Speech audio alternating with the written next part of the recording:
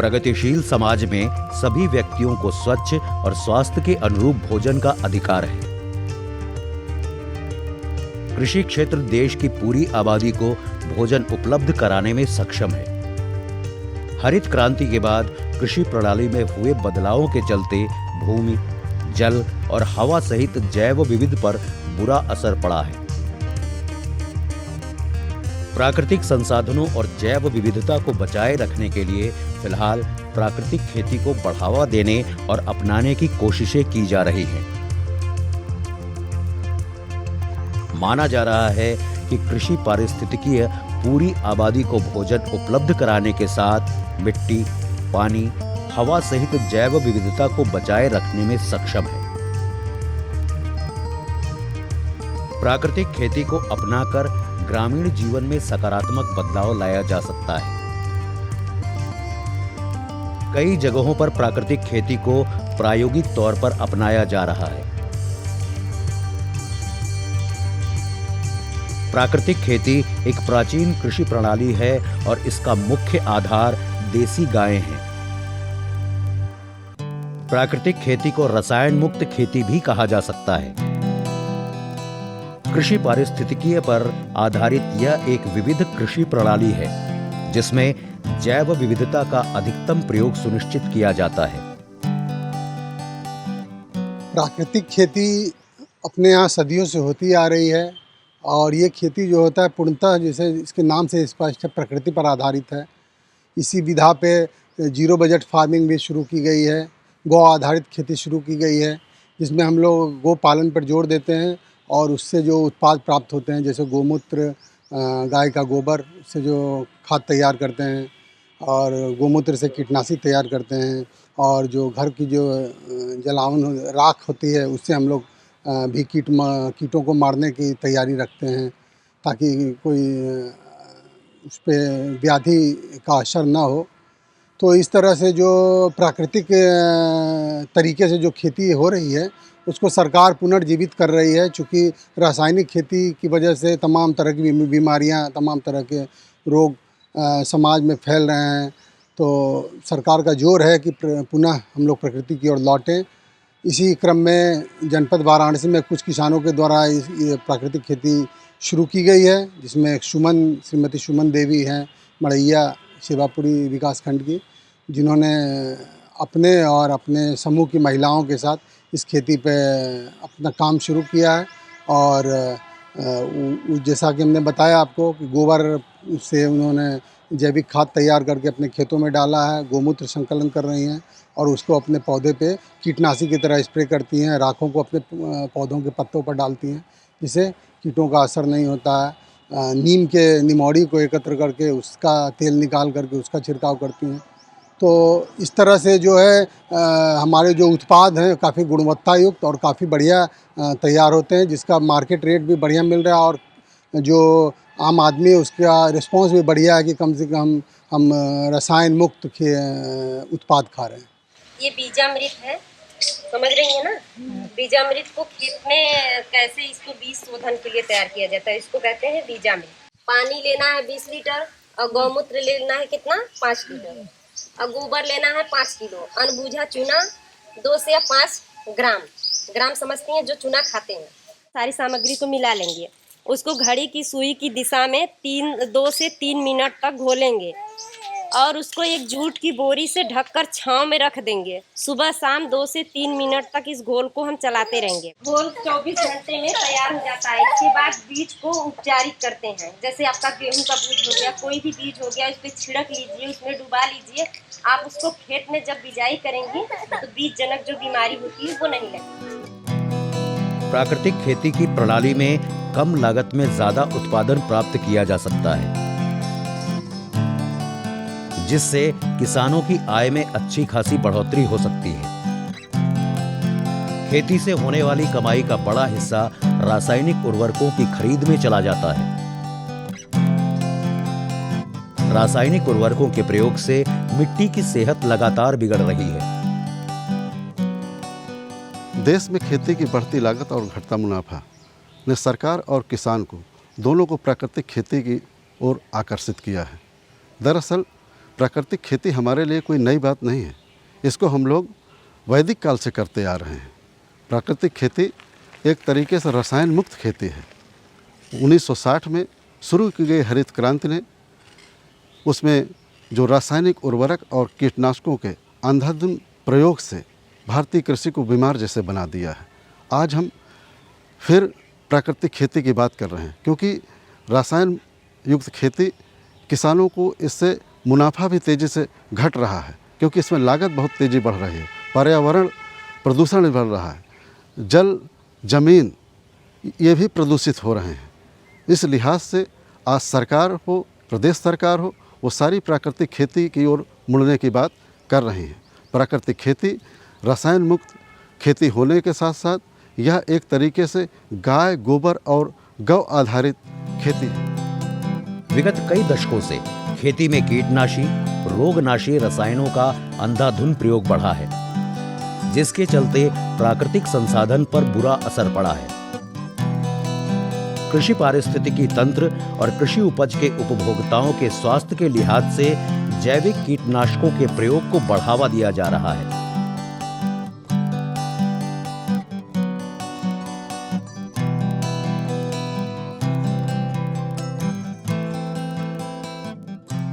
एक लीटर जीवामृत और 4 लीटर पानी में जो है कि मिलाकर हम लोग खेत में खड़ी फसल में छिड़काव करते हैं। इसी जीवामृत को हम लोग सिंचाई के वक्त भी दे देते हैं, मिट्टी में जो है कि मिल जाए। कृषि पारिस्थितिकीय तंत्र की चुनौतियों के मद्देनजर मिट्टी के पोषक संतुलन को बढ़ाने के लिए प्राकृतिक खेती को एक कारगर तरीका माना जा रहा है। हम 10 परड़ी अर्क बनाते हैं, तो इसमें ये धतूरा का पत्ता हो गया, मदार का हो गया, ये कनेर का हो गया। 10 परड़ी अर्क में मतलब होता है कि 10 तरह के पत्तों से ये अर्क तैयार किया जाता है, जो कि प्राकृतिक दवा है और इसको कीटनाशक के रूप में हम इसका स्प्रे करते हैं। इसको बनाने के लिए अदरक, तम्बाकू, हरी मिर्च, लहसुन ये सारे चीज़ों को मिला के इसमें गौमूत्र, देसी गाय का गौमूत्र और गोबर मिला करके ये अर्क तैयार किया जाता है। ये अर्क 40 से 45 दिन में तैयार हो जाता है। ये हमारा चलता है 6 महीने तक।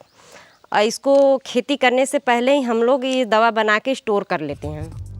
प्राकृतिक खेती में जुताई की जरूरत नहीं पड़ती। मिट्टी प्राकृतिक तरीके से केंचुओं और दूसरे सूक्ष्म जीवाणुओं की मदद से अपनी जुताई कर लेती है।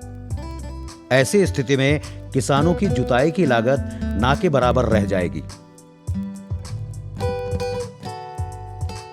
प्राकृतिक खेती में रासायनिक उर्वरकों की जगह हरी खाद, गोबर, गौमूत्र की खाद सहित दूसरे प्राकृतिक तरीके का उपयोग करने से किसानों को अतिरिक्त लाभ हो सकता है।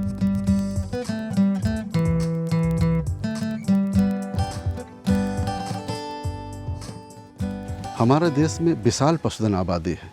लगभग 55 करोड़ पशुधन आबादी है, जिसमें लगभग 20 करोड़ गौधन आबादी है। और प्राकृतिक खेती पूर्णतः गाय गोबर और गौमूत्र आधारित है। इससे 30 एकड़ खेती के लिए हम लगभग एक देसी गाय से प्राकृतिक खेती कर सकते हैं। सामान्यतः एक देसी गाय लगभग 8 से 10 किलोग्राम गोबर देती है, 5 से 8 किलोग्राम गौमूत्र देती है। इस गोबर और गौमूत्र से हम जीवामृत और बीजा अमृत बनाने का काम करते हैं, जो कि प्राकृतिक खेती का मूल आधार है। ये जीवामृत और बीजा अमृत जब मिट्टी में डाला जाता है तो ठीक उसी तरीके काम करता है, जैसे एक बड़े से पात्र में दूध रखा है और उसमें जामन डाल दीजिए तो वह पूरे दूध को दही में परिवर्तित कर देता है। वैसे ही जीवा अमृत और बीजा अमृत जब मिट्टी में जाता है तो जो पुराने अपने किसानों के मित्र जीव थे, करोड़ों की संख्या में जो थे, वो रासायनों के उपयोग से नीचे चले गए हैं या मृत हो गए हैं, उनको जीवित करने का काम करती है। निराई गुड़ाई और खरपतवार नाशियों के प्रयोग की प्राकृतिक खेती में कोई जरूरत नहीं है। खरपतवार मिट्टी की उर्वरा शक्ति को बढ़ाने में कारगर भूमिका अदा करते हैं। खरपतवार को पूरी तरह नष्ट कर देने से जैव विविधता का संतुलन बिगड़ जाता है। प्राकृतिक खेती में जैसे कि हम लोग बनाते हैं घन जीवामृत, जैसे रसायन में होता है डाई का प्रयोग होता है, उसकी जगह पे हम लोग प्राकृतिक खेती में घन जीवामृत का प्रयोग करते हैं। घन जीवामृत बनाने के लिए 1 कुंटल गोबर का खाद ले लेते हैं या तो कच्चा गोबर ले लेते हैं। अगर से सूखा खाद है तो उसमें लिक्विड जीवामृत बना के उसको घन जीवामृत में परिवर्तित कर देते हैं। अगर से हमारे पास गीला गोबर है 1 कुंटल तो उसमें से हम मिलाते हैं 1 से 2 केजी बेसन, 1 से 2 केजी गुड़ और वहीं आपका 1 कुंटल गोबर हो गया और 10 लीटर गौमूत्र मिला करके उसको अलट पलट करके उसको छाए में हम सुखा लेते हैं। तब तक सुखाते हैं जब तक कि वो भर ना हो जाए, भरभरी सी ना हो जाए। इसके बाद हम उसको कूट के एक बोरी में भर लेते हैं, वो कि हमारा 6 महीने के लिए खाद तैयार हो जाता है, जिसको हम लोग घन जीवामृत कहते हैं। खेत की तैयारी करते समय हम घन जीवामृत डाल सकते हैं। जैसे खड़ी फसल है उसमें सिंचाई कर रहे हैं तो सिंचाई से पहले ही जब हम डाई यूरिया का प्रयोग करते हैं जैसे रासायनिक में, वैसे हम प्राकृतिक में घन जीवामृत को छिड़काव विधि प्रयोग करके उसके बाद उसकी सिंचाई कर देते हैं।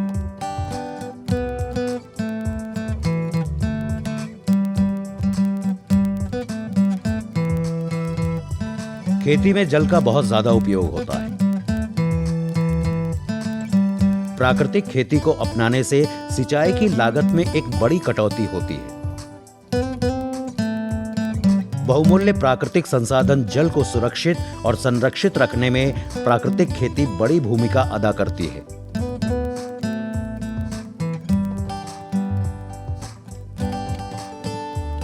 प्राकृतिक खेती के कई फायदे हैं। जमीन की उपजाऊ क्षमता में वृद्धि तो होती ही है, सिंचाई का अंतराल भी बढ़ता है और रसायनों के उपयोग में कमी के कारण किसानों की अच्छी खासी रकम बच जाती है।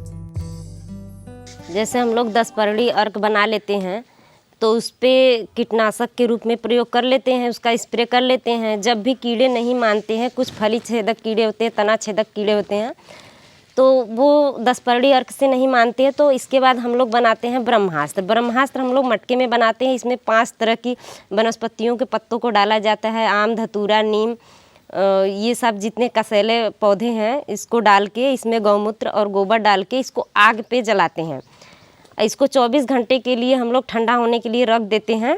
इसके बाद इसको फसल पे सीधे ले जाके इसमें पानी मिला के 1 लीटर ब्रह्मास्त्र है तो इसमें हम लोग कम से कम 14 लीटर पानी मिलाते हैं। इसके बाद इसको फसल पे स्प्रे कर लेते हैं। जो तना छेदक, फली छेदक कीड़े होते हैं वो इस दवा से या तो भाग जाते हैं या तो मर जाते हैं। और इससे एक और बड़ा फ़ायदा है कि इससे नीलगाय और ये जो छुट्टा पशु हैं वो भी 1 हफ्ते तक फसल को नहीं खाते हैं।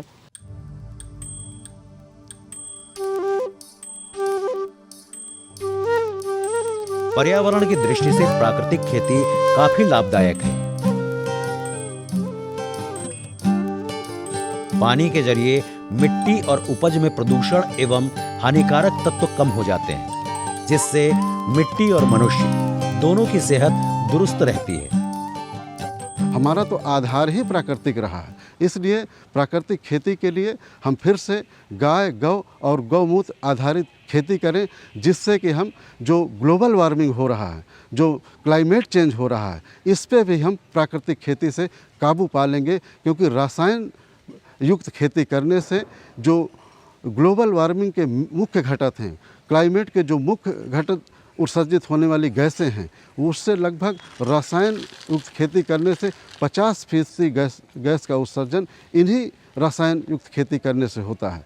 तो प्राकृतिक खेती आज के दौर में किसानों को समृद्धि बनाएगी, उनको खेती में मुनाफा भी दिलाएगी और ग्लोबल वार्मिंग और क्लाइमेट जैसे मुद्दों से, जिससे हमारा देश अग्रणी आज भूमिका भी निभा रहा है, उसमें हमारे प्रधानमंत्री विजन भी है कि हमको आने वाले समय में पूरे देश में प्राकृतिक खेती को बढ़ावा देना है। और लगभग कई स्टेट तो बहुत बड़े पैमाने पर प्राकृतिक खेती करने को तैयार भी हो रहे हैं। किसान भी उसमें एक्टिव अपनी भूमिका निभा रहे हैं। कूड़े कचरे का उपयोग कर खाद तैयार की जाती है।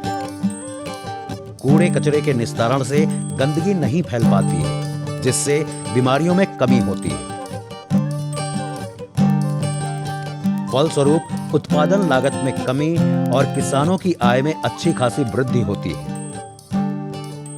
प्राकृतिक खेती के उत्पाद जैविक होने के कारण प्रतिस्पर्धी बाजार में खरे साबित होते हैं।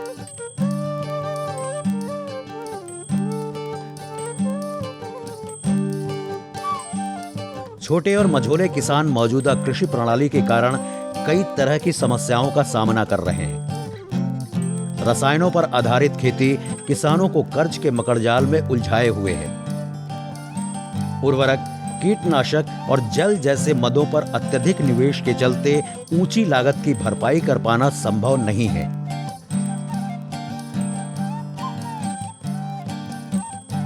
छोटे किसानों को प्राकृतिक खेती कई तरह की परेशानियों से छुटकारा दिलाने में कारगर साबित हो सकती है।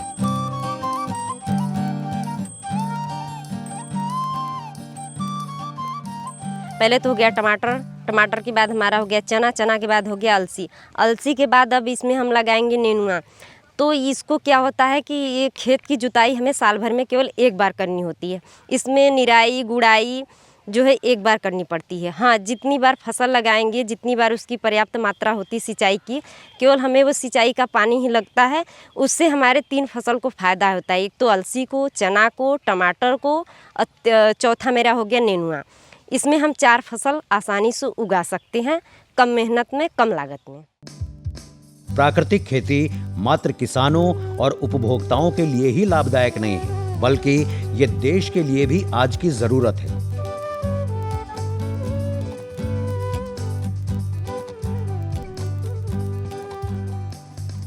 गौमूत्र से दवा बनाते हैं, खाद बनाते हैं, गोबर से उसे खेत में उपयोग करते हैं। हाँ, बाहर से बहुत कम खरीदाला, घरे का यह बना के दवा हम सब छिड़क लीला अपने खेते में, सब कीटाणु मर जाले। उर्वरकों की सब्सिडी पर सरकार को बहुत बड़ी धनराशि खर्च करनी पड़ती है और इस धनराशि का किसानों को कोई खास लाभ नहीं मिलता है। उर्वरकों एवं रसायनों के उपयोग में कमी से सरकारी धन की भी बचत हो सकेगी। गाय का गोबर, गाय का मूत्र से हम खेती करीला, ओकर छिड़काव करीला गाय के गोबर से और मूते से छिड़काव करीला, ओकर दवा बनाला, कुल दवा बना के कुल पत्ती सत्ती जवन रहला, कनैल, धतूर और जामुन, नीमी का पत्ती, कुल का मनारे का पत्ती, कुल का दवा बना के ओके छिड़काव करीला, थुआ के रूप में, के दवाई के रूप में, जैसे सब दवाई खरीद के लिया वाला हम घर ही से बना के अपन छिड़की ला गाय के मुक्त से, और वही में पैदावार होला, बढ़िया होला सब। प्राकृतिक खेती जीवन के सम्मान का जरिया है। जहां फसल चक्र अपनाते हुए पशु के जीवन को पूरा सम्मान मिलता है, वहीं किसानों को भी सम्मानजनक सुरक्षित आमदनी मिलती है।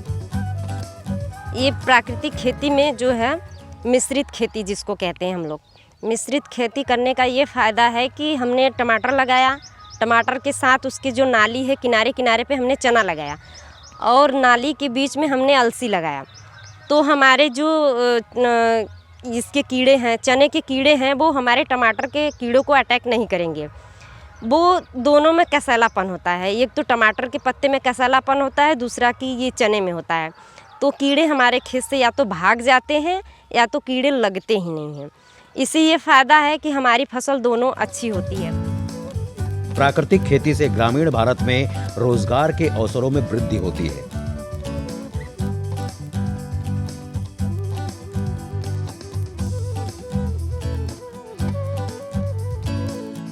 आज के दौर में प्राकृतिक खेती किसानों के लिए कई तरह से फायदेमंद साबित हो सकती है, क्योंकि ये कृषि प्रणाली बिना कर्ज और बिना जहर वाली है।